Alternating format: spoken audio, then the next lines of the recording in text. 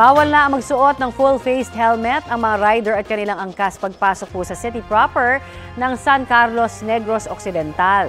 Tugon po yan ng lokal na pamahalaan para maiwasan ang mga krimeng kinasasangkutan ng riding in tandem sa lungsod. Sa inilabas nilang kautusan, half-faced helmets ang papayagan sa city proper para mas madaling makilala ang mga rider at kanilang angkas. Required naman ang pagsusuot ng full-faced helmet kung galing sa ilang lugar at lalabas ng lungsod. Kasama rin po sa kautusan ang pagpapatanggal ng mga rider at kanilang angkas ng suot nilang helmet, bonnet at mask sa mga checkpoint na itinayo roon. Effective immediately o agad na ipatutupad ang kautusan. Agree kaya ang ating mga netizens dyan? Tanungin natin sila. Ang sabi ni Boyet Saklolo, pwede. Lalo na kung talamak talaga ang krimen sa isang lugar.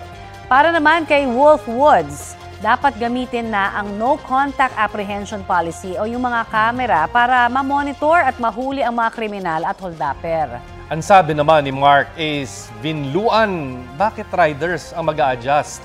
Dapat daw dagdagan ang police visibility sa mga lugar para mabawasan ang krimen.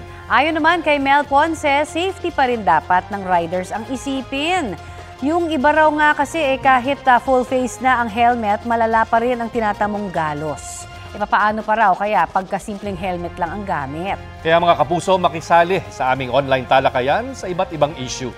Kung may mga nais din po kayo maibalita sa inyong lugar, mag-PM lamang sa Facebook page ng Balitang Hali. Kapuso, para sa mga maiinit na balita, mag-subscribe sa GMA Integrated News sa YouTube. Sa mga kapuso naman abroad, subaybayan nyo kami sa GMA Pinoy TV at sa www.gmanews.tv.